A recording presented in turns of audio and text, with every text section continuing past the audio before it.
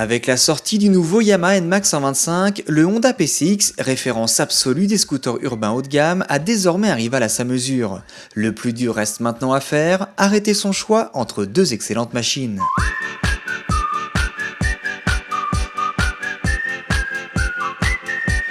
Le NMAX est taillé sur mesure comme un anti-PCX avec des caractéristiques très proches malgré deux personnalités différentes. La nouveauté conserve un caractère sportif typiquement Yamaha et cela commence par le look. L'air de famille du NMAX évoque sans embâche ses aînés X-Max et T-Max avec son profil dynamique en arête et ses clignotants intégrés aux épaulements de tablier. En face, on ne présente plus le design du PCX, un subtil mélange de style manga et de courbes douces égayé d'un guidon apparent chromé.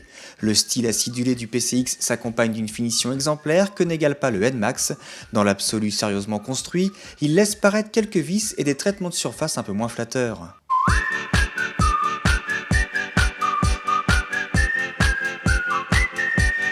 Du côté des équipements et des aspects pratiques, le PCX est à son avantage, profitant de certains oublis du NMAX qui ne propose ni prise 12 volts ni warning. L'instrumentation est plus pimpante chez Honda, mais le NMAX offre en plus trip d'entretien et conso instantané.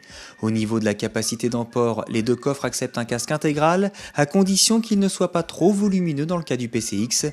Chez ce dernier, il reste cependant plus de place dans la partie arrière du compartiment et la selle est maintenue en position ouverte par un cran. Les boîtes à gants sont d'égale contenance, mais celle du Honda dispose d'un couvercle. S'il faut vraiment charger la mule, il offre de série un porte-paquet prêt à recevoir un top case sans platine, alors qu'il s'agit d'un élément optionnel chez Yamaha.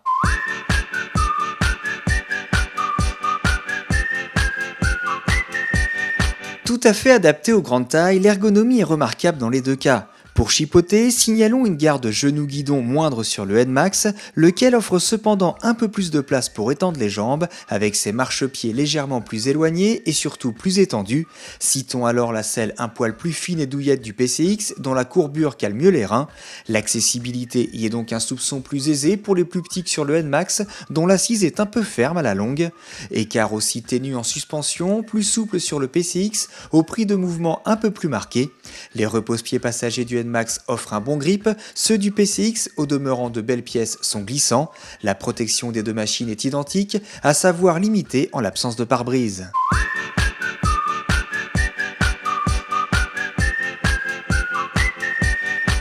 Yamaha opte pour des roues de 13 pouces à pneus larges, Honda pour du 14 pouces à pneus fins, les Dunlop du NMAX sont bien plus convaincants que les pneumatiques IRC du Honda dans tous les domaines. Du point de vue du comportement, le PCX y gagne une étonnante agilité digne d'une anguille. De son côté, le Yamaha fait dans la rigueur sportive typique de ses grands frères. Sans manquer d'agilité, il est plus progressif à la mise sur l'angle et demande un peu plus d'appui au guidon. Grande facilité de prise en main, rigidité et précision sont à peu près équivalents dans les deux cas. Deux écoles côté frein, le NMAX offre l'ABS de série, ce qui en fait actuellement le moins cher des 125 ainsi équipés. Cela dit, le freinage couplé avant-arrière du PCX très sécurisant est un luxe pour le segment.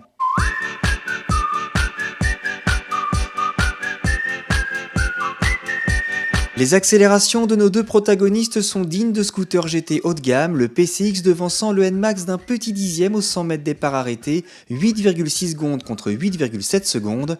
En vitesse maxi, le Honda atteint 102 km/h avec une belle aisance. De son côté, le Yamaha accroche 104 km/h et il est un peu plus volontaire à la reprise au-delà de 70 km/h. Rond, linéaire et très réactif à basse vitesse, le PCX est aussi le plus silencieux et vibre moins. En comparaison, le NMAX concède un semblant d'hésitation au démarrage, puis monte en régime avec appétit dans une sonorité rageuse. Le Honda remporte donc la palme de l'agrément, mais aussi celle de la consommation, à défaut du caractère. Ce dromadaire ne réclame que 2,7 litres au 100 km en usage autoroutier. Dans les mêmes conditions, le NMAX brûle 3,4 litres au 100 km. Dernier avantage du PCX, le système InLink Stop débrayable est très réactif qui coupe le moteur après quelques secondes d'arrêt. En finale, Yamaha a fait du très beau travail sur un segment qu'il ne pouvait plus longtemps délaisser. Il y a désormais le choix en matière de scooter urbain chic. Rigoureux et maniable, plus enjoué, le NMAX fera sans doute du tort à la référence. Mais justement, n'est pas référence qui veut, et le PCX a pour lui un meilleur confort, un agrément moteur modèle, une notoriété méritée et un tarif inférieur.